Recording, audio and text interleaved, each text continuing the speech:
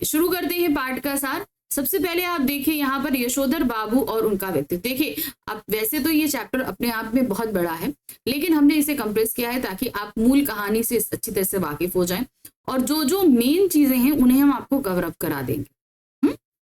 चलिए देखिए क्या है। सबसे पहले यशोधर बाबू और उनका तत्व व्यक्तित्व। तो यहाँ पर ये पूरी कहानी यशोधर बाबू के ऊपर ही है, तो अब उनके बारे में जानना जरूरी है। यशोधर बाबू एक संस्कार संपन्न व्यक्ति है, ठीक है। उनका व्यवहार सभी के लिए उचित है, किंतु आधुनिक विचारधारा के लोग उनके विचारों से सहमत नहीं। अब कहते हैं ना कि परिवर्तन प्रकृति का नियम है, तो स्थिति परिस्थितियों के साथ अपने आप को बदलते रहना चाहिए, नहीं तो कहीं ना कहीं हम पीछे छूट जाते हैं। तो ये जो संस्कार संपन्न जो व्यक्ति हैं, ये अपने संस्कारों के साथ इतने बंधे कि इन संस्कारों के परिवेश को बदल नहीं पाए, कि परिस्थितियां बदली थी, हालात बदले थे, माहौल बदला था, तो कहीं ना कहीं इन सारी चीजों का भी रूप उनको बदलना चाहिए। तो ये चीज वो नहीं बदल पाए और जिसकी वजह से वो आगे जब यानी उनके जो बच्चे हैं यानी कि जो नेक्स्ट जनरेशन है वो उसके साथ सामंजस्य नहीं बिठा पाते। दफ्तर में भी वे समय पर ही जाते हैं, मतलब पर्टिकुलर समय पे जाना, और काम के लिए उन्हें देर तक भी दफ्तर में बैठना पड़े तो वो प्रसन्नचित्त होकर काम करते हैं। जबकि अगर आज की क्या कहते हैं लोगों को बोला जाए तो उन्हें कहीं ना कहीं ये सारी चीजें क्या होंगी, पसंद नहीं आती, उन्हें अच्छी नहीं लगती ये सारी चीजें कि भाई जल्दी जाना और देर तक बैठे रहना। असिस्टेंट ग्रेड में आए एक नए लड़के चड्ढा ने यशोधर बाबू से बदतमीजी से बात की और फिर बाबूजी ने उनकी धृष्टता को अनदेखा कर दिया। यशोधर बाबू ने शादी की 25 सालगिरह पर दफ्तर के सभी कर्मचारियों को चाय पिलाई। अब भाई ये कहानी जहां शुरू होती है वो दिखाया गया कि दफ्तर की घड़ी जो है वो बता रही है कि अब छुट्टी होने का समय है, सभी लोग घर जाएं, लेकिन यशोधर बाबू चूंकि ऑफिस में हेड हैं, वो बैठे काम कर रहे हैं, तो उनके नीचे के जितने लोग हैं वो मजबूर हैं काम करने के लिए, जबकि उन सभी के घर जाने का वक्त हो चुका है। और जब वो जाने लगते हैं तो जैसे बताया कि असिस्टेंट ग्रेड का जो एक लड़का था वो आया, यशोधर बाबू की घड़ी को लेकर, उनके रहन सहन को लेकर जो है वो बात करता है, तो उस बदतमीजी को नजरअंदाज कर देते हैं। और जब सबको पता चलता है कि भाई उनकी 25वीं सालगिरह है आज, तो कहीं ना कहीं सब ट्रीट मांगते हैं, तो यशोधर बाबू उनको पैसे देते हैं उसकी ट्रीट के लिए। यशोधर बाबू के जीवन में किशनदा का महत्व बहुत ज्यादा महत्व है, क्योंकि वो उनके आदर्श गुरु के रूप में है। यशोधर बाबू के जीवन में किशनदा का महत्व गुरु जैसा था। अब गुरु जैसा क्यों था, क्योंकि जब वो शहर आए यानी कि जब वो दिल्ली आए तो उनको यहाँ पर, चूंकि उनकी नौकरी कम, एज कम थी, तो उनकी नौकरी नहीं लग पाई, तो उन्हें अपने घर में रखना, खाना पीना कराना, सारी चीजें उन्होंने करी और फिर किशनदा ने ही उन्हें जो है वो नौकरी लगवाई। तो एक तरीके से वो उन्हें ताउम्र के लिए अपना गुरु मान बैठे थे। किशनदा आज भले नहीं है, लेकिन उनके आदर्शों को आज भी यशोधर बाबू एज इट इज फॉलो करते हैं। क्योंकि जब यशोधर बाबूजी गांव से दिल्ली आए तब किशनदा ने ही उन्हें अपने यहाँ पहले तो मेस का रसोइया बनाया, फिर अपने ही दफ्तर में सरकारी नौकरी दिलाई। जीवन के हर कठिन समय में वह सदैव उनके साथ बने रहे। किशनदा ने विवाह नहीं किया। अब किशनदा का जो जीवन था, उन्होंने विवाह नहीं किया। जब किशनदा की मृत्यु हुई सॉरी, तो यशोधर बाबू ने उनके एक बिरादर से उनकी मृत्यु का कारण पूछा। अब क्या था, देखिए किशनदा ने शादी नहीं करी, तो जब तक शादी नहीं करी तो उनको सरकारी जो क्वार्टर मिला हुआ था वो उसी क्वार्टर में रहे। उन्होंने अपने लिए कभी कोई नया घर नहीं बनाया। अब जब रिटायर हो गए तो रिटायर होने के बाद कुछ समय तो वो उसी घर में रहे, फिर उनको अपना वो सरकारी क्वार्टर खाली करना पड़ा। उसके बाद वो चले गए गाँव में। कहाँ चले गए? अपने गाँव में। गाँव में उनकी मृत्यु हो गई। अब जब यशोधर बाबू ने उनके भाई से पूछा कि भाई क्यों इनकी मृत्यु हो गई, तो किसी को कारण ही नहीं पता, कोई कारण नहीं, कोई नहीं बता पाया। तो जब किशनदा की मृत्यु हुई तो यशोधर बाबू ने उनके बिरादर से उनकी मृत्यु का कारण पूछा। उन्होंने जो हुआ होकर कहकर बात समाप्त कर दी, यानी कि किसी को पता ही नहीं कि उनको क्या हुआ और किस कारण से उनकी मृत्यु हुई, अर्थात सही कारण का किसी को कुछ पता नहीं चला। यशोधर बाबू जीवन भर किशनदा के सिद्धांतों पर चलते रहे। किशनदा जिस तरीके से जनेऊ पन्नियों के लिए, दशहरे के लिए अपने घर का क्वार्टर देते थे, यशोधर बाबू आज भी वो वैसे ही करते। सारी चीजें किशनदा जो किया करते थे, यशोधर बाबू उनको एज इट इज आज भी फॉलो करते हैं। यशोधर बाबू की विवशता।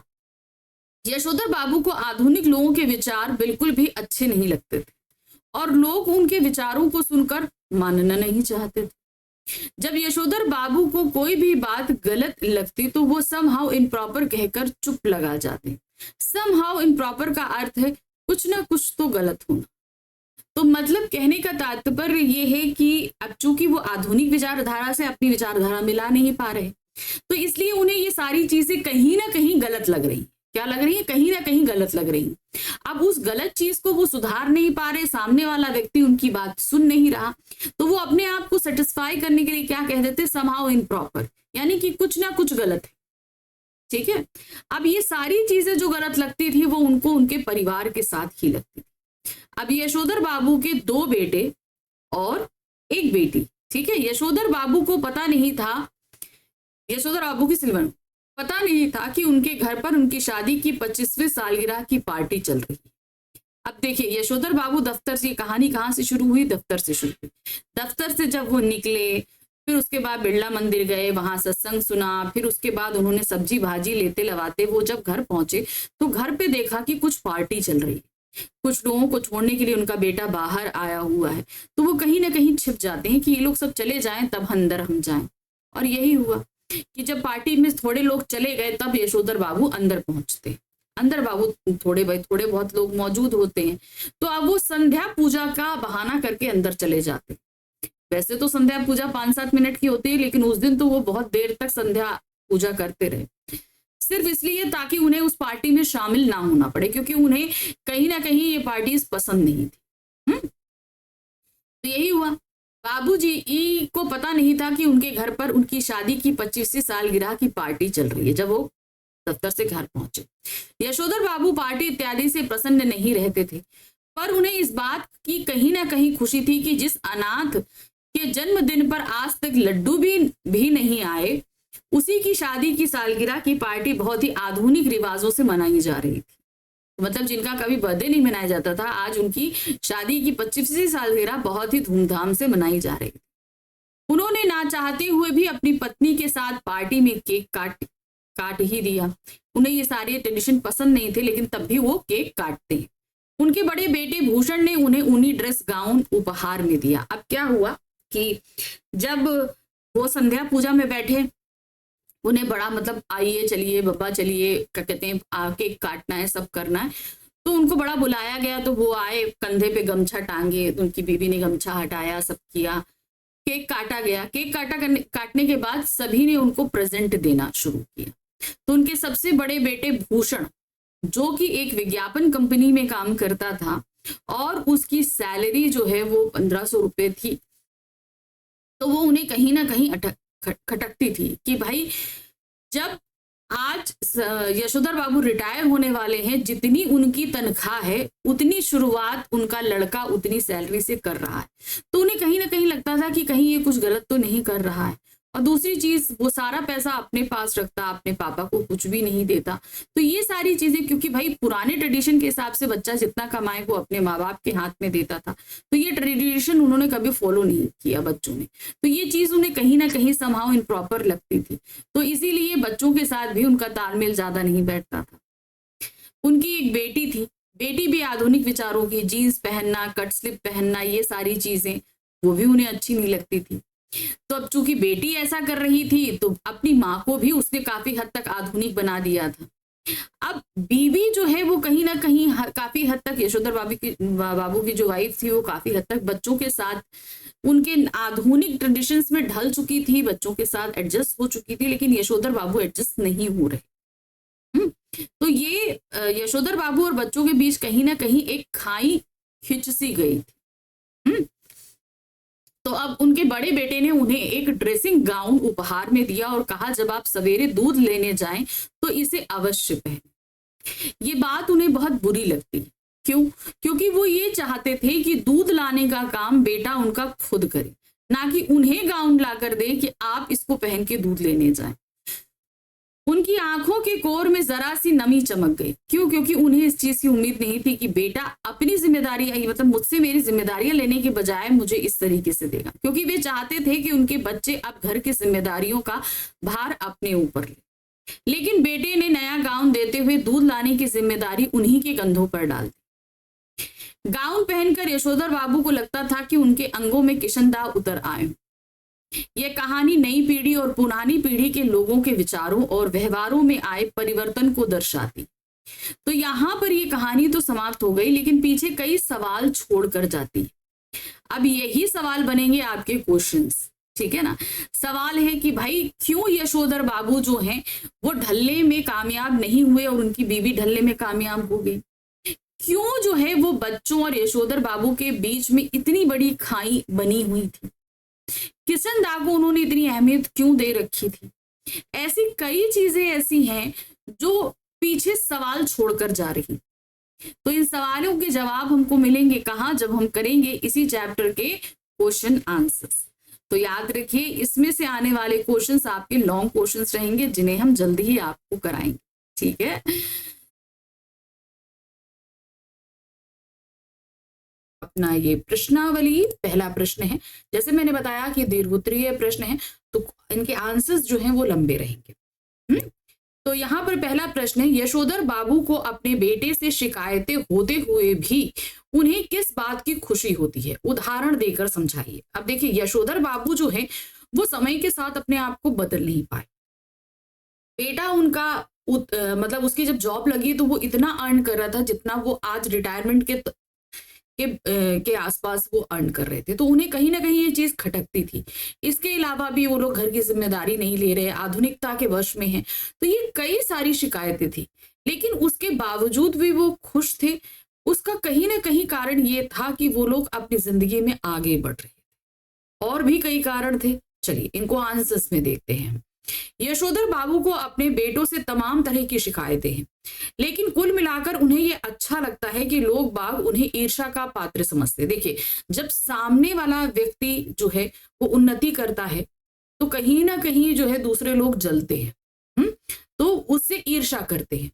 भले ही उन्हें भूषण का गैर सरकारी नौकरी करना समझ में ना आता हो, जो कि एक विज्ञापन कंपनी में जॉब कर रहा था, तथापि यह बखूबी समझते हैं कि इतनी छोटी उम्र में 1,500 माहवार प्लस कन्वेंस अलाउंस एंड तुम्हारा अदर पर्क्स पर जाना कोई मामूली बात नहीं। यानी कि माना कि वो गवर्नमेंट जॉब नहीं कर रहा, क्योंकि देखिए जिस समय की ये कहानी है उस समय गवर्नमेंट जॉब बहुत मायने रखती थी। तो गवर्नमेंट जॉब में नहीं है लेकिन सैलरी अच्छी है, कन्वेंस अलाउंस है, अदर्स भी बहुत सारी चीजें उनको मिल रही हैं, तो ये कहीं ना कहीं अच्छी बात है। तो उसमें भूषण में ये था कि भूषण घर की जिम्मेदारी नहीं ले रहा, तो एक कहीं ना कहीं उनको ये चीज खटकती थी, लेकिन उसका इतना अर्न कर ले जाना भी उन्हें अच्छा लगता था। इसी तरह भले ही यशोधर बाबू ने बेटों की खरीदी हुई हर नई चीज के संदर्भ में यही टिप्पणी की हो कि ये क्या हुई, समहाउ मेरी तो समझ में आता नहीं, इसकी क्या जरूरत थी। यानी कि बच्चे जो चीज लाते वो कहीं ना कहीं उसे एक्सेप्ट नहीं कर पाते थे। तथापि उन्हें कहीं इस बात से थोड़ी खुशी भी होती कि इस चीज के आ जाने से उन्हें नए दौर के निश्चय ही गलत मानकों के अनुसार बड़ा आदमी मान लिया जाए। यानी जैसे घर में है, घर में कार है, टीवी है, ये सारी चीजें उस समय एक स्टेटस सिंबल होता था। तो ये सारी चीजें घर में आ रही थी, उन्हें लगता था कि जरूरत नहीं है, ये बात वो कहते थे, लेकिन पीछे ही पीछे उनको ये लगता था कि कहीं ना कहीं ये समाज में हमें सम्मान दिला रही। मिसाल के लिए जब बेटों ने गैस का चूल्हा जुटाया तब यशोधर बाबू ने उसका विरोध किया, और आज भी वह यही कहते हैं कि इस पर बनी रोटी मुझे तो समहाउ रोटी जैसी लगती नहीं। तथापि वह जानते हैं गैस ना होने पर वह इस नगर में चपरासी श्रेणी के मान लिए जाते। यानी कि एक चपरासी के यहाँ भी गैस है, अगर आप एक क्लर्क होकर आपके यहाँ गैस नहीं है तो आप तो उस श्रेणी से भी नीचे आ जाते हो। तो गैस आ जाने से कहीं ना कहीं समाज में उनकी श्रेणी उच्च हो रही है। इसी तरह फ्रिज के संदर्भ में आज भी यशोधर बाबू यही कहते हैं, मेरी समझ में आज तक ये नहीं आया कि इसका फायदा क्या है। बासी खाना खाना अच्छी आदत नहीं ठहरी, और ये ठहरा इसी काम का कि सुबह बना के रख दिया और शाम को खाया। इसमें रखा हुआ पानी भी मेरे मन को आता नहीं, गला पकड़ लेता है। कहते हैं मगर इस बात से संतुष्ट होते हैं कि घर आए साधारण हैसियत वाले मेहमान इस फ्रिज का पानी पीकर अपने को धन्य अनुभव करते। तो कहीं ना कहीं वो बेटों की लाई हुई चीजों, उनके बिहेवियर, इन सारी चीजों को उनको लेकर शिकायतें हैं, लेकिन वो चीजें कहीं ना कहीं समाज में इनका सम्मान बढ़ा रही हैं, इस बात की भी उन्हें संतुष्टि है। प्रश्न संख्या 2 है, यशोधर बाबू को उनके बेटे ने जब तोहफा दिया तो उनकी आंखों में नमी क्यों स्पष्ट नहीं थी? आप बताइए। अब उन्होंने क्या दिया था? उन्होंने एक ऊनी गाउन दिया था उनकी 25th एनिवर्सरी। तो उनकी आंखों में कहीं ना कहीं नमी आ गई थी। इसका रीजन क्या था? क्योंकि वो ये चाहते थे, क्योंकि उन्होंने गाउन दिया कि आप सुबह जो है ये गाउन पहन के जाइएगा, लेकिन वो क्या चाहते थे कि वो ये चाहते थे उनके बेटे उनसे कहें कि अब आप दूध लेने मत जाइए, अब हम लोग लेने जाएंगे। वो कहीं ना कहीं चाहते थे कि भाई जिम्मेदारी वो लोग उठा ले। यशोधर बाबू की दृष्टि जब मेज पर रखे कुछ पैकेटों पर पड़ी तो उन्हें लगा कि कोई अपना सामान भूल गया है, लेकिन जब उनके बेटे ने कहा कि ये तोहफे आपके लिए हैं तो वे शर्माते हुए बोले कि इस उम्र में वे तोहफों का क्या करेंगे, तुम सभी खोल लो और इस्तेमाल कर ले। तब भूषण ने सबसे बड़ा पैकेट उठाकर उसे खोलते हुए कहा, ये तोहफा वह उनके लिए लाया है। ठीक है, मतलब 25th एनिवर्सरी में बेटा बाप के लिए लाया, इसको तो ले लीजिए। इसमें ऊनी ड्रेस गाउन जब वे सवेरे दूध लेने जाते हैं तो फटा फुलोवर पहनकर चले जाते हैं, वह बहुत ही बुरा लगता है। जब बेटी के आग्रह पर उन्होंने वह गाउन पहना तो उनकी आंखों की कोर में जरा सी नमी चमक आई, लेकिन ये कहना मुश्किल है कि इस समय उन्हें कौन सी बात चुभ रही थी, कौन सी बात उन्हें अच्छी नहीं लग रही थी, ये कहना थोड़ा सा मुश्किल हो रहा था। क्या उन्हें इस बात का बुरा लगा होगा कि उनका बेटा उन्हें गाउन पहनकर दूध लेने जाने के लिए कह रहा है, ना कि यह कि कल वह दूध लाने जाएगा। वे आराम करें, या उन्हें इस गाउन को पहनकर किशन दा के उस अकेलेपन का एहसास हो रहा था जिसका किशन दा ने अपने आखिरी दिनों में किया होगा, क्योंकि आज उन्हें अपना पूरा परिवार उन्हें छोड़कर आधुनिक लग रहा था और वे अपने आप को बहुत अकेला महसूस कर रहे। तो कहीं ना कहीं ये दो बातें शायद उनकी आंखों में नमी ले आई थी, वो अपने आप को अकेला मान रहे थे। तीसरा प्रश्न है, यशोधर बाबू को क्यों लगा कि वे गलत घर में आ गए हैं और उनकी क्या प्रतिक्रिया है? अब जब ऑफिस से वो सब कुछ सब्जी भाजी लेते हुए मंदिर के दर्शन करते हुए घर पहुंचे तो घर के बाहर बहुत गाड़ियां थी और घर में बहुत सारे लोग थे, तो उन्हें एक पल को लगा कि भाई वो गलत घर में आ गए, क्योंकि उस समय उस घर में पार्टी चल रही थी और इस बात की खबर खुद यशोधर बाबू को नहीं थी कि उनकी शादी की 25वीं सालगिरह की पार्टी घर में अरेंज की गई है। अब इसी कारण से उन्हें लगा कि वो गलत घर में आ गए थे, है ना। जब यशोधर बाबू सब्जी का झोला लेकर अपने क्वार्टर पहुंचे तो क्वार्टर के बाहर कुछ स्कूटर, मोटरसाइकिल, बहुत से लोग विदा ले रहे थे। बाहर बरामदे में रंगीन कागज की झालरें और गुब्बारे लटके हुए थे और रंग बिरंगी रोशनियां जल रही थी, यानी कि एक पार्टी डेकोरेशन जिस तरीके से होता है उस तरीके से था। एक पल के लिए उन्हें लगा कि वे गलत घर आ गए, किंतु अपने बड़े बेटे भूषण को पहचान लिया जो कुछ लोगों को विदा कर रहा था, किंतु उन्हें समझ नहीं आ रहा था कि उनके घर में यह क्या हो रहा है। उनकी बेटी, पत्नी और सभी मेहमान यशोधर बाबू को आधुनिक किस्म के लग रहे थे, यानी कि सभी कुछ वेस्टर्न आउटफिट्स में थे, सजे धजे से। इन आधुनिक किस्म के अजनबी लोगों की भीड़ देखकर यशोधर बाबू अंधेरे में ही दुबके रहे, मतलब वो सबके सामने नहीं आए कि इतने सारे जो है लोग हैं। और जब सभी कार वाले मेहमान चले गए तब वे अपने घर में दाखिल हुए और देखा कि भीतर अब भी पार्टी चल रही है, कि मतलब उनको ये लगा कि वो गलत घर में आ गए। उन्हें नहीं पता था कि भाई ये उन्हीं का घर है, क्योंकि वहां पे पार्टी चल रही थी, इस चीज की इंफॉर्मेशन उनको पहले से नहीं थी। अब आते हैं प्रश्न संख्या 4।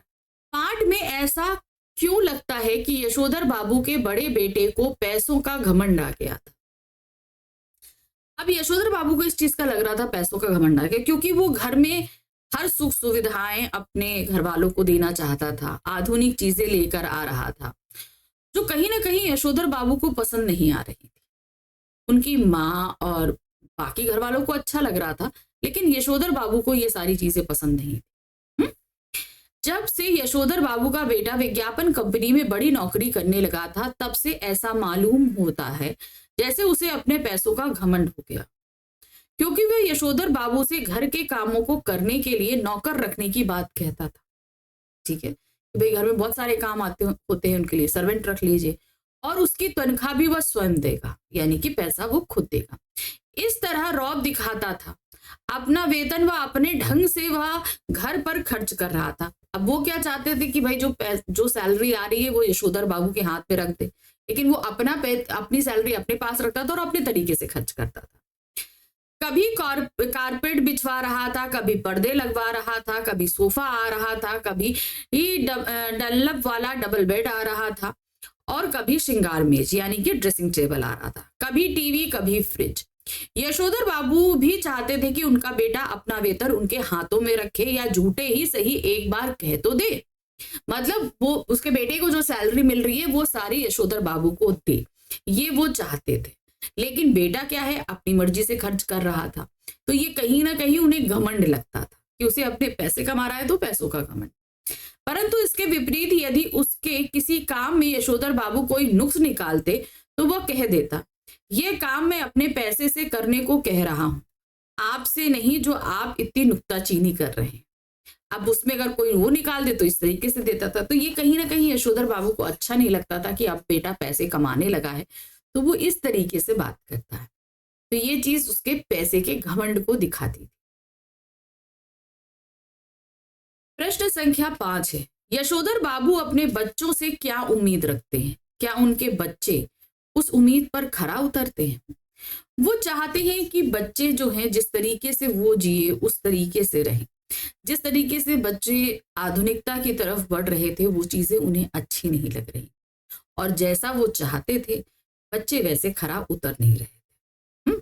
इसीलिए कहा गया ना कि इस कहानी को, ये जो कहानी जब हमने पढ़ी सिल्वर वेडिंग, तो कहीं ना कहीं 2 पीढ़ियों के अंतराल को समझाया गया है कि ये अंतराल बात करने से, समझने से जा सकता है, लेकिन ऐसा हो नहीं रहा था।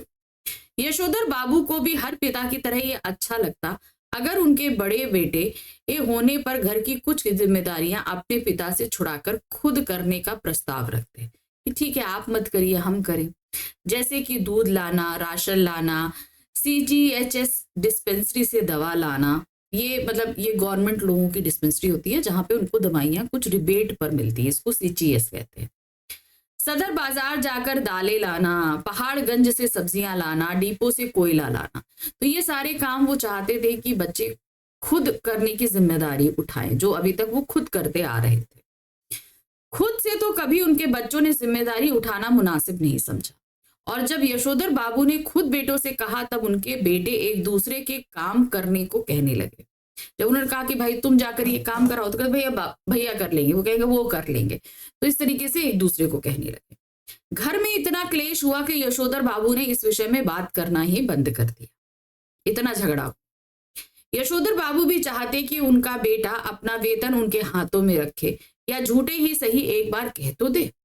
परंतु इसके विपरीत यदि उनके किसी काम में यशोधर बाबू नुक्ताचीनी निकालते तो वो मतलब नुक्स निकालते तो वो कह देता है ये काम मैं अपने पैसे से करा रहा हूं, आपके से नहीं, जो आप नुक्ताचीनी कर रहे हैं। ये चीज जो है वो कह देता, तो जो उनको बहुत ज्यादा अच्छी नहीं लगती थी। प्रश्न संख्या 6, यशोधर बाबू के बच्चों व पत्नी को उनका परिवार के लिए एक तरफा लगाव अच्छा नहीं लगता, क्यों? पहले क्वेश्चन समझिए। यशोधर बाबू के बच्चों, ठीक है, व पत्नी को उनका व्यवहार, यानी कि यशोधर बाबू का परिवार के लिए एक तरफा लगाव, यानी कि वो मान रहे थे कि हम तो उनको लगाव करते हैं, प्यार करते हैं, लेकिन वो हमको नहीं करते। क्यों नहीं लगता था, इसका रीजन आपको बताना है, ठीक है। यशोधर बाबू ने जब गीता महिमा की व्याख्या में जनार्दन शब्द सुना, ठीक है। अब यहाँ पर बात, हमने क्वेश्चन क्या हो रहा है कि यशोधर बाबू का जो परिवार है, यानी उनकी बहनें, भाई, जो कोई भी, ठीक है, उनके प्रति अगर यशोधर बाबू कोई लगाव रखते हैं तो ये बात उनके बच्चों और पत्नी को अच्छी नहीं लग रही। जनार्दन शब्द सुना तो उन्हें अपने जीजा जनार्दन जोशी की याद हो आई। परसों ही कार्ड आया था कि उनकी तबीयत खराब है। यशोधर बाबू सोचने लगे कि जीजा जी का हाल पूछने अहमदाबाद जाना ही होगा, यानी कि जाके उनका हालचाल पूछा। परंतु उनके बच्चों व पत्नी को उनका परिवार के लिए एक तरफा लगाव अच्छा नहीं लगा। अब एक तरफा क्यों, मतलब ये तो अपनी बहन और जीजा जी के लिए कंसर्न दिखा रहे हैं, वो लोग इतना कंसर्न नहीं दिखाते, ये चीज बात थी। पत्नी का कहना है कि यशोधर जी का स्वयं का देखा हुआ कुछ नहीं है, यानी कि स्वयं का कुछ नहीं है। माँ के मर जाने के बाद छोटी सी उम्र में वह गांव छोड़कर अपनी विधवा बुआ के पास अल्मोड़ा आ गए थे। बुआ का कोई ऐसा लंबा चौड़ा परिवार तो था नहीं जहां की यशोधर जी कुछ देखते और परंपरा के रंग में रंगते। कहने का मतलब है कि वो पूरी तरीके से कभी पारिवारिक नहीं रहे। मैट्रिक पास करते ही वह दिल्ली आ गए और यहाँ रहे कुंवारे कृष्णानंद जी के साथ। ठीक है, कुंवारी की गृहस्थी में देखने को होता क्या है, परंतु यशोधर बाबू कहते हैं जब उन्होंने बच्चों और पत्नी के आधुनिक होने पर रोक टोक नहीं की तो उन लोगों को भी उनके जीने के ढंग पर ऐतराज नहीं होना चाहिए। तो कहने का तात्पर्य उनका ये है कि वो अगर अपने ढंग से अपने परिवार वालों से मिलना चाहते हैं, उनसे कुछ उनके हालचाल लेना चाहते हैं, तो वो उन्हें, उनके परिवार वालों, उनकी बच्चों और उनकी पत्नी को कोई ऐतराज नहीं होना चाहिए। क्योंकि जब उनकी पत्नी ने रहन सहन का तरीका बदला, उनके बच्चों ने बदला, तो उन्होंने ऐतराज नहीं दिखाया, तो अब ये लोग क्यों ऐतराज दिखाएं, ऐसा उनका कहना था। तो ये एक तरफा प्यार उनके बच्चों और पत्नी को बिल्कुल भी अच्छा नहीं लगता था कि आप ही परिवार वालों के लिए इतना कंसर्न कर रहे हैं, वो लोग तो करते नहीं है, कभी आपके बारे में पूछते तक नहीं है। प्रश्न संख्या 7 है, यशोधर बाबू के बच्चों व पत्नी के बारे में बताइए। अब ये सभी समय के साथ अपने को बदल रहे थे। जैसे जैसे समय के साथ बदल रहा था, आधुनिकता आ रही थी, रहन सहन, खान पान, बातचीत, हर चीज में बदलाव आ रहा था, यहाँ तक कि सोच में भी परिवर्तन आ रहा था। मगर यशोधर बाबू जिस तरीके से जीते आए थे वो अभी भी उसी तरीके से जी रहे थे। इसी की वजह से पत्नी और बच्चे एक तरफ थे और यशोधर बाबू दूसरी तरफ। उन लोगों की सोच में कहीं ना कहीं हमेशा टकराव होता रहता था। यशोधर बाबू का बड़ा लड़का एक प्रमुख विज्ञापन संस्था में नौकरी कर रहा था। यशोधर बाबू को अपने साधारण पुत्र को असाधारण वेतन देने वाली नौकरी कुछ समझ नहीं आती थी, यानी कि इतनी नॉर्मल सी नौकरी और इतना, यानी कि 1,500 रुपए मिल रहा था। दूसरा बेटा IAS की तैयारी कर रहा था, तीसरा बेटा स्कॉलरशिप लेकर अमेरिका चला गया था और उनकी एकमात्र बेटी भी डॉक्टरी की उच्चतम शिक्षा के लिए स्वयं भी अमेरिका जाना चाहती थी। यशोधर बाबू एक ओर तो बच्चों की इस तरक्की से खुश होते हैं, वहीं दूसरी ओर अनुभव करते हैं कि वह खुशहाली भी कैसी जो अपनों को परायापन पैदा करते। यानी कि खुद सब कुछ हो रहा है, लेकिन कहीं ना कहीं रिश्तों में दूरियां आ रही हैं। यशोधर बाबू की पत्नी अपने मूल संस्कारों से किसी भी तरह आधुनिक नहीं थी, यानी कि उनकी अगर जड़ें या पास्ट देखा जाए तो वो कहीं भी आधुनिकता में नहीं थी। हमेशा घूंघट में रहना, साड़ी पहन के रहना, घर में रहना, ये जैसी सारी चीजें थी। परंतु बच्चों की तरफदारी करने में मात्र सुलभ मजबूरी ने उन्हें भी मॉड बना दिया था। यानी कि अब वो भी हिल सैंडल पहनने लगी थी, कट स्लिप ब्लाउज में आ गई थी, सलवार सूट पहनने लगी थी। ये सारी चीजें ने उनको मॉड बना दिया था। धर्म, कल, कर्म, कुल, परंपरा सबको ढोंग ढकोसला कहकर घर वाली आधुनिकताओं का आचरण करती है और यशोधर बाबू सान्याल बुढ़िया, क्या है सान्याल बुढ़िया, चटाई का लहंगा और बूढ़े मुंह मुहासे, लोग करे तमाशे कहकर उसके विद्रोह को मजाक में उड़ा देते हैं। यानी कि वाइफ बदल रही थी, आधुनिकता की तरफ बढ़ रही थी, तो वो यशोधर बाबू को भी बदलने के लिए कहती थी, मगर यशोधर बाबू कहीं ना कहीं उसको वो मजाक में उड़ा दिया करते थे और इस तरीके से उसको चिढ़ाया करते थे, अनदेखा कर देना चाहते थे। लेकिन यह स्वीकार करने को बाध्य भी हो जाते हैं कि तमाशा स्वयं उनका बन रहा था। यानी कि सब तो एक तरफ आधुनिकता के साथ बदल रहे थे, आसपास का माहौल बदल रहा था, लेकिन वो नहीं बदल रहे थे। तो वो ये कहीं ना कहीं महसूस कर रहे थे कि वो कहीं पीछे पिछड़ते जा रहे थे समाज के साथ। यशोधर बाबू का रोज की क्या दिनचर्या थी? अब दिनचर्या क्या थी? ऑफिस से निकलना टाइम से, फिर मंदिर जाना, फिर वहां से सब्जी लेना, फिर घर पहुंचना। तो उसी को आपको पूरा यहाँ डिटेल में करना। यशोधर बाबू रोज दफ्तर से बिरला मंदिर जाते और उसके उद्यान में बैठकर प्रवचन सुनते। यह बात उनके पत्नी बच्चों को अच्छी नहीं लगती, क्योंकि उनके अनुसार वे इतने बुढ़े नहीं हैं कि रोज रोज मंदिर जाएं, इतने ज्यादा व्रत करें। बिरला मंदिर से यशोधर बाबू पहाड़गंज जाते और घर के लिए साग सब्जी खरीद लाते। ये सब काम निपटाते हुए घर 8 बजे से पहले नहीं पहुंचते। यशोधर बाबू का अपनी पत्नी और बच्चों से हर छोटी बड़ी बात में मतभेद होने लगा और इसी वजह से वह घर जल्दी लौटना पसंद नहीं करते थे। अब क्यों क्या था, चेंजेस हो रहे थे और यशोधर बाबू उसे एक्सेप्ट नहीं कर रहे थे, तो आर्ग्यूमेंट्स होना तो जाहिर सी बात है। उसे एक्सेप्ट नहीं करना और ना ही और उसको पसंद नहीं करना, उसमें आर्ग्यूमेंट करना, तो घर का माहौल बिगड़ रहा था। इसीलिए वो ये लगते थे कि जितना मैं घर से बाहर रहूं उतना अच्छा। प्रश्न संख्या 9 है, यशोधर बाबू दफ्तर पैदल क्यों जाते थे? ठीक है, अब ये रीजन था।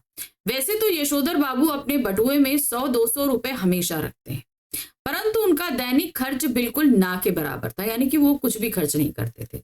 क्योंकि पहले तो गोल मार्केट से सेक्रेटरी तक वे साइकिल से आते जाते थे, मगर अब पैदल आने जाने लगे क्योंकि उनके बच्चों को उनका साइकिल सवार होना सख्त नागवार था। कि मतलब इतनी एज में भी आकर साइकिल चलाना ये उन्हें अच्छा नहीं लगता था। बच्चों के अनुसार साइकिल तो चपरासी चलाते हैं, स्कूटर उन्हें पसंद नहीं और कार वे अफोर्ड नहीं कर सकते। तो कहने का तात्पर्य है कि साइकिल वो चलाना चाहते थे तो वो इसलिए नहीं चला सकते थे क्योंकि बच्चों को नहीं पसंद। स्कूटर उन्हें चलाना पसंद नहीं था यशोधर बाबू को और इसलिए वो चलाते नहीं थे, और कार वो अफोर्ड नहीं कर सकते थे कि भाई उसमें आना जाना बहुत खर्चा होता है, इसीलिए वो उन्होंने सारी चीजों से निजात पाके उन्होंने पैदल आना जाना ही शुरू किया। प्रश्न संख्या 10 है, सिल्वर वेडिंग की पार्टी देने पर यशोधर बाबू की क्या प्रतिक्रिया थी? उन्होंने कहा, हमारे यहाँ तो ऐसी कोई परंपरा ही नहीं है, हमारे यहाँ इस उपलक्ष्य में तो कोई पार्टी या कोई भी तरह का जलसा नहीं होता। वो उनको कहीं ना कहीं बिल्कुल नागवार लगा था। शादी के बारे में पूछने पर यशोधर बाबू ने बताया कि उनकी शादी 6 फरवरी 1947 में हुई थी। जब एक कर्मचारी ने हिसाब लगाया तो पता कि आज तो उनकी सिल्वर वेडिंग है। सभी को जोड़ देने पर ना चाहते हुए यशोधर बाबू ने 30 रुपए चाय पार्टी के लिए दे दिए, परंतु खुद उस पार्टी में शामिल नहीं हुए क्योंकि चाय पानी और गप पाष्टक में वक्त बर्बाद करना किशनदा की परंपरा के विरुद्ध था। तो इस तरीके से उन्होंने पार्टी के लिए पैसे तो दे दिए, खुद शामिल नहीं हुए। और इसमें एक चीज आप और एलिमेंट यूज कर सकते हैं, घर में हो रही पार्टी भी उन्हें पसंद नहीं थी क्योंकि उन्होंने सीधे यही बोला था कि हमारे यहाँ इस तरह का कोई भी चलन नहीं है, इस तरह पर कोई भी पार्टी नहीं दी जाती है। इसलिए घर में जब सिल्वर वेडिंग की पार्टी दी गई थी तो वो भी उन्हें नागवार गुजरी थी। किशनदा का व्यक्तित्व कैसा था? यशोधर बाबू कहीं ना कहीं किशनदा से बहुत ज्यादा प्रभावित थे। तो उनका व्यक्तित्व कैसा था आपको बताना, क्योंकि जब वो मैट्रिक पास करके दिल्ली आए थे तो वो किशनदा के साथ ही सबसे रहे और किशनदा के व्यक्तित्व से बहुत ज्यादा प्रभावित भी हुए, उनसे बहुत सारी चीजें सीखी और आज भी उनकी उन सिखाई चीजों को वो फॉलो करते। किशनदा कुंवारे थे और पहाड़ से आए हुए ना जाने कितने लड़के ठीक ठिकाना होने से पहले उनके यहाँ रह जाते थे, यानी कि अब आए हैं, रहने की जगह नहीं है, तो किशनदा के यहाँ रहते थे और जब जॉब करने पर उन्होंने घर ढूंढ लेते थे तो वो लोग चले जाते थे। यशोधर बाबू भी जिस समय दिल्ली आए थे उनकी उम्र सरकारी नौकरी के लिए कम थी। तब किशनदा ने उन्हें मैस का रसोइया बनाकर रख लिया था। यही नहीं, उन्होंने यशोधर बाबू को 50 रुपए उधार भी दिए थे ताकि वह अपने लिए कपड़े बनवा सके और गांव पैसा भेज सके। ठीक है, कपड़े बनवा सके और पैसा गांव में। बाद में किशनदा ने ही अपने ही नीचे नौकरी दिलवाई और दफ्तरी जीवन में उनका मार्गदर्शन भी किया। तो ये थे किशनदा। इसीलिए किशनदा का बहुत ज्यादा प्रभाव यशोधर बाबू पे रहा क्योंकि यशोधर बाबू की उन्होंने बहुत ज्यादा मदद की थी। प्रश्न संख्या 12 है, चड्ढा के साथ बहस में यशोधर बाबू को किशनदा की याद क्यों आई? चड्ढा उनके ऑफिस में एक नया अप्रेंटिस था, तो आर्ग्यूमेंट करते हुए उन्हें किशनदा की याद आ गई थी। अब ऐसा क्यों हुआ था? जब चलते चलते यशोधर बाबू ने व्यंग कसते हुए कहा कि ऑफिस के लोगों को देखा देखी में सेक्शन की घड़ी भी सुस्त हो गई है, यानी कि ऑफिस के लोग सुस्त हैं तो घड़ी भी अब धीमे धीमे चल रही है। तब उनकी पुरानी कलाई घड़ी पर चड्ढा ने व्यंग करते हुए कहा कि क्या उनकी अपनी चूहेदानी वक्त सही नहीं देती, यानी कि पुरानी घड़ी को क्या कहता है? चूहेदानी। अब एक क्लर्क से इस तरीके से अप्रेंटिस बात करे तो सही बात है, बड़ी दिलेरी का काम है। इसके जवाब में उन्होंने कहा कि मिनट टू मिनट करेक्ट चलती है, यानी कि एकदम सही है। जब उन्हें डिजिटल घड़ी लेने की सलाह दी गई तब उन्होंने बताया कि उनकी ये घड़ी उनकी शादी का उपहार है। इस तरह जब वे नहले पर दहला जवाब दे रहे थे तब उन्हें किशन दा की याद आई, क्योंकि इस तरह की परंपरा किशन दा के क्वार्टर में भी थी। मतलब इस तरह की जो बहस है या आर्ग्यूमेंट है वो किशन दा के क्वार्टर में रह रहे लोगों के बीच भी हुआ करती थी। किसी ने एक बात कही और उस पे दहले पे दूसरी कोई बात कहा करता था जब वो चड्ढा से बात कर रहे थे। प्रश्न संख्या 13 है, यशोधर बाबू अपनी घड़ी को सही और दफ्तर की घड़ी को सुस्त क्यों कहते हैं? क्या रीजन है कि सुस्त कहते हैं? क्योंकि उन्होंने कहा कि भाई मेरी घड़ी तो मिनट टू मिनट सही बता रही है क्योंकि बिल्कुल सही चल रही है, लेकिन ऑफिस की घड़ी को सुस्त क्यों बताया? क्योंकि ऑफिस में काम करने वाले लोग भी उसी तरीके से सुस्त काम कर रहे थे, तो कहीं ना कहीं तंज करने के लिए उन्होंने ये बात कही थी। यशोधर बाबू जो कि सेक्शन ऑफिसर हैं और वे अपने दफ्तर की पुरानी दीवार घड़ी पर नजर दौड़ाते हैं जो 5:25 बता रही थी। उसके बाद वे अपनी कलाई की घड़ी को देखते हैं जिसमें 5:30 बज रहे थे, यानी कि 5 मिनट वो स्लो थी दीवार वाली घड़ी। यशोधर बाबू अपनी घड़ी रोजाना सुबह शाम रेडियो समाचारों से मिलाते हैं, इसीलिए उन्होंने अपने दफ्तर की घड़ी को सुस्त ठहराया, यानी कि वो स्लो हो गई थी। वैसे तो उनका ऑफिस 5 बजे ही समाप्त हो जाता था, किंतु यशोधर बाबू के कारण सभी को 5 बजे के बाद भी दफ्तर बैठना पड़ता था, क्योंकि भाई अगर भाई ऑफिस का हेड अगर बैठा हुआ है तो बाकी नीचे वालों को तो बैठना ही पड़ेगा, तो सबको बैठना पड़ता था। चलते चलते उन्होंने व्यंग कसते हुए कहा कि ऑफिस के लोगों की देखा देखी में सेक्शन की घड़ी भी सुस्त हो गई। तो ये चीज उन्होंने ऑफिस वालों को ऊपर एक व्यंग कर दिया था। नेक्स्ट क्वेश्चन है, सिल्वर वेडिंग नामक कहानी में क्या वर्णन किया गया है? इस कहानी में यशोधर बाबू, किशन दा, यशोधर बाबू के बच्चों और पत्नी, इनके माध्यम से सॉरी पीढ़ियों के अंतराल को दर्शाने की कोशिश करी गई है। पीढ़ियों का ये अंतराल अगर दोनों की तरफ से कोशिश नहीं किया जाए तो ये खाई की तरह बढ़ता चला जाता है। तो अगर इस कहानी के माध्यम से देखते, यशोधर बाबू अगर अपने आप को थोड़ा सा बदलते और बच्चे अपने आप को यशोधर बाबू को समझने की कोशिश करते तो ये जो इतना अंतराल है ये बढ़ने ना पाता, क्योंकि यशोधर बाबू कहीं ना कहीं पीछे अपने किशन दा की छवि को नहीं छोड़ पा रहे थे और बच्चे इस चीज को एक्सेप्ट नहीं कर पा रहे थे। बच्चे और पत्नी जो है इस चीज को एक्सेप्ट नहीं कर पा रहे थे, तो ये नई पीढ़ी और पुरानी पीढ़ी के बीच एक खाई सी बनती जा रही थी। सिल्वर वेडिंग नामक कहानी में लेखक मनोहर श्याम जोशी जी ने इस कहानी के द्वारा उन्होंने अपनी पुरानी पीढ़ी व नई पीढ़ी के विचारों व जीने के तौर तरीकों के अंतर को स्पष्ट करने का सफल प्रयत्न किया है कि पुरानी पीढ़ी कैसी जीती है और आगे आने वाली पीढ़ी कैसे जीती। देखिए ये अंतराल हर युग में हर जगह रहेगा। आज आप लोग बच्चे हैं तो आप अपने और मम्मी पापा के रहने, सोचने, खाने पीने हर चीज में फर्क करते हो।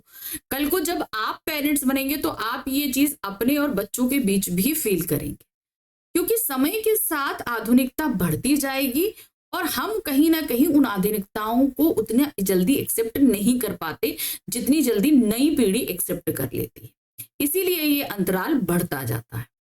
कहानी के मुख्य पात्रों में यशोधर बाबू, उनकी पत्नी, उनके बच्चे व किशन दा आदि शामिल हैं। एक और जहां यशोधर बाबू पुराने ख्यालात के व्यक्ति हैं जो अपने परंपरागत आदर्शों और अपने संस्कारों को जीवित रखना चाहते हैं, वहीं दूसरी ओर उनके बच्चे नए जमाने के हिसाब से जीवन जीने में विश्वास रखते हैं। कहानी में भी इसी नई पीढ़ी और पुरानी पीढ़ी के बीच के द्वंद्व को दर्शाया गया। मतलब इस द्वंद्व के चलते चलते क्या हुआ है, कहीं ना कहीं उन पीढ़ियों में बहुत दूरियां आ गई। प्रश्न संख्या 15 है, पाठ में जो हुआ होगा वाक्य की आप कितनी अर्थ छवियां खोज सकते हैं या सकती हैं? जो हुआ होगा, ये बात किसने कही थी? ये किशन दा की मौत पर कहा गया था, क्योंकि उनकी मौत का सही रीजन पता नहीं था, है ना। देखिए क्या है, पाठ के आधार पर हम जो हुआ होगा कि 3 अर्थ छवियां निकाल सकते हैं जो निम्नलिखित हैं। पता नहीं क्या हुआ होगा, दूसरा है किशन दा की निराशा, तीसरा है किशन दा के प्रति लोगों का ध्यान ना जाना। तो ये 3 रीजन थे जो हुआ होगा कि ठीक है, किसी ने अगर उन्होंने पूछा किशन दा को क्या हुआ, कैसे उनकी मौत हुई, पता नहीं, जो हुआ होगा हमें नहीं मालूम, ठीक है, या तो उनको पता नहीं।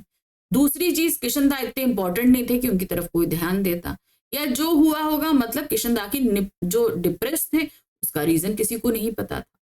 तो ये 3 रीजन हो सकते हैं जिसके कारण जो है हम इस सम हाउ इन प्रॉपर जो वर्ड है जो या जो हुआ होगा है ना, इन वर्ड्स के जरिए बहुत सारी चीजों को निकालकर हम सामने रखते हैं।